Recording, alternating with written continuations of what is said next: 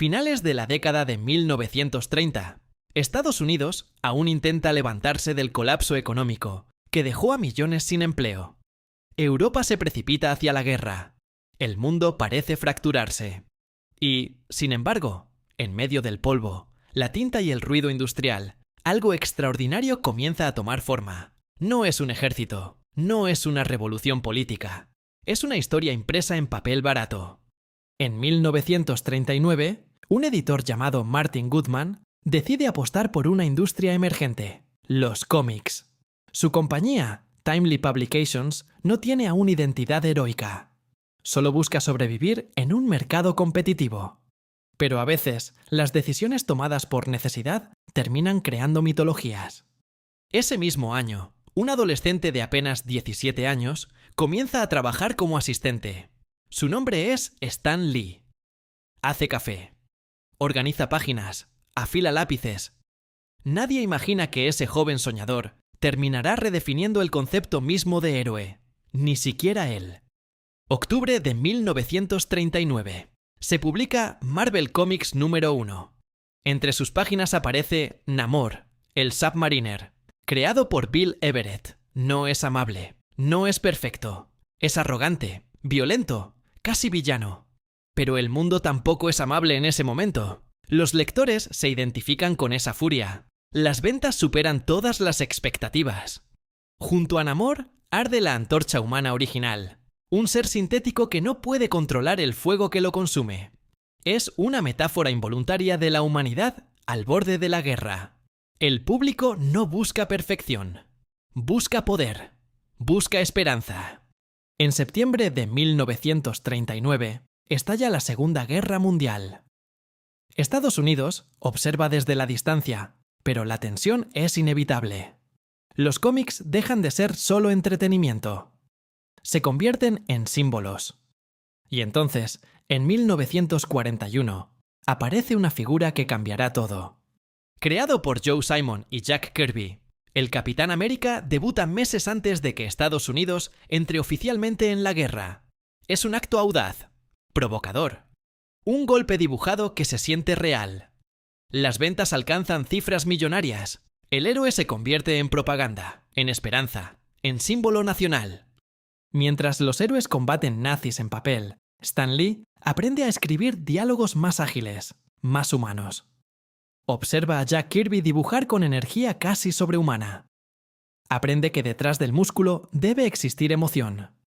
Sin saberlo, está gestando una revolución narrativa. 1945. La guerra termina. Y con ella, el enemigo que daba sentido a muchos héroes. Las ventas caen. El público cambia. Ahora quiere romance, terror, westerns. El Capitán América pierde brillo. Namor desaparece de los estantes. La compañía, debilitada, cambia su nombre a Atlas Comics. El sueño heroico parece extinguirse. Finales de la década de 1950. La industria enfrenta censura con el Comics Code Authority. Las historias deben ser limpias, morales, previsibles. Stan Lee está cansado. Después de casi 20 años escribiendo lo que otros desean, piensa en abandonar. Pero entonces surge una petición. La competencia triunfa con un nuevo equipo de superhéroes. Martin Goodman quiere uno igual. Stan duda. Si va a crear algo, será diferente. Será imperfecto. Será humano. La cámara se acerca lentamente a su rostro pensativo. Lo que está a punto de escribir no solo salvará su carrera, cambiará la historia de la cultura popular para siempre. Nueva York. Inicio de la década de 1960. La Guerra Fría divide al mundo. La amenaza nuclear es real. La confianza en las instituciones comienza a agrietarse. En una oficina pequeña, un escritor agotado decide que si va a fracasar, lo hará siendo honesto. Ese escritor es Stan Lee. Stan piensa renunciar, pero su esposa le hace una sugerencia simple. Si vas a escribir tu último cómic, hazlo como tú quieras. Esa frase, casi doméstica, desencadena una revolución silenciosa. Stan no creará dioses perfectos. creará personas con problemas.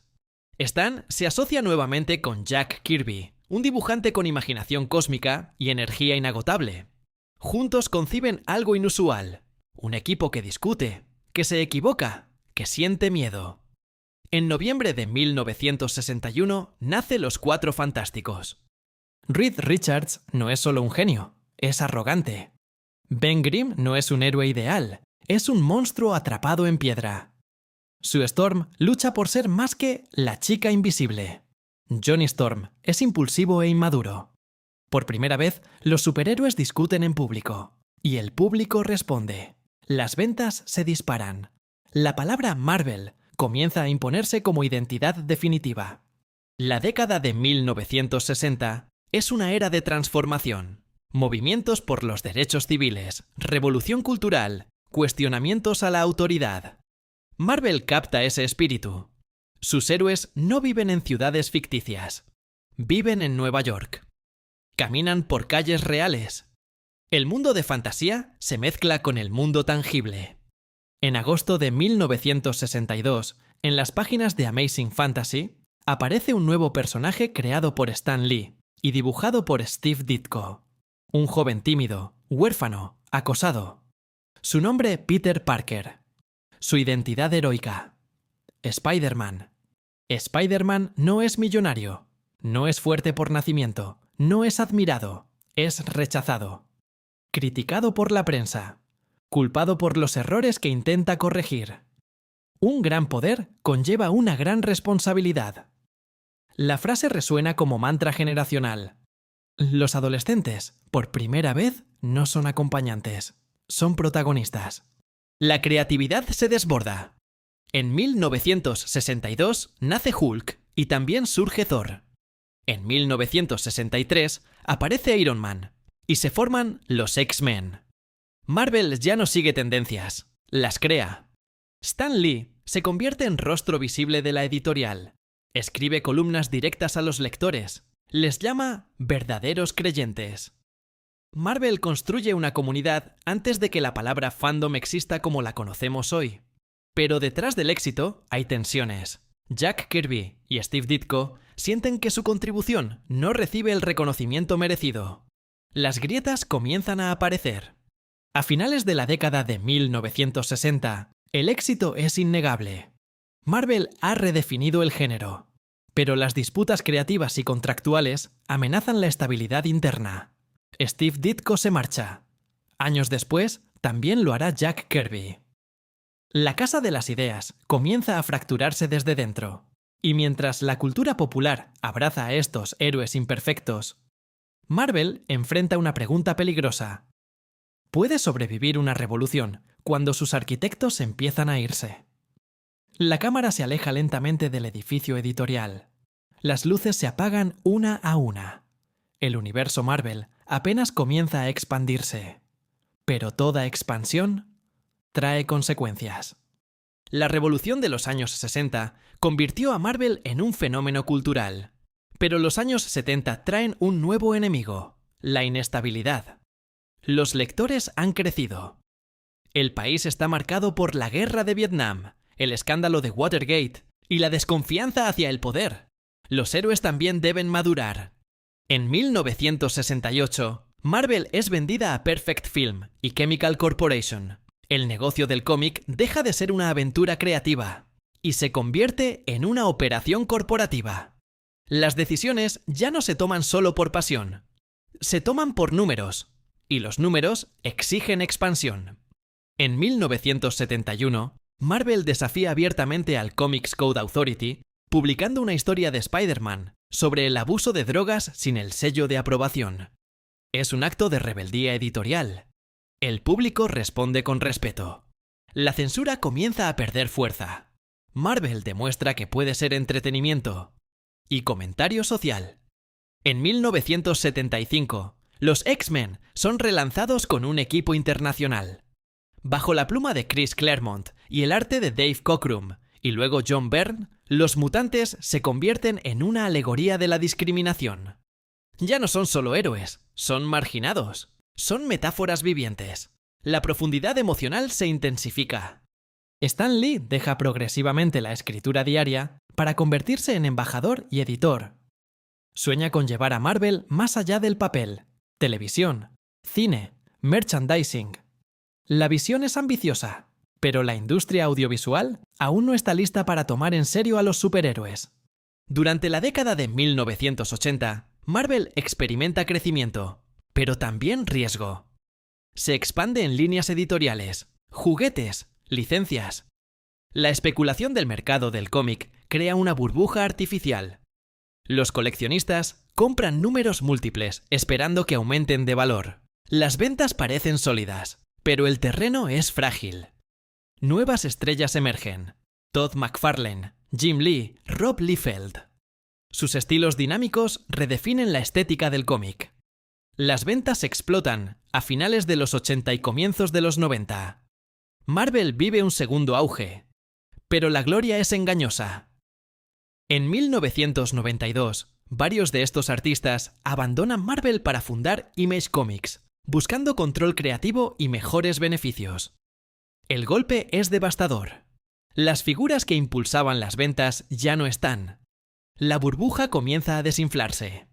A mediados de la década de 1990, el mercado del cómic colapsa. Tiendas especializadas cierran. Distribuidores quiebran.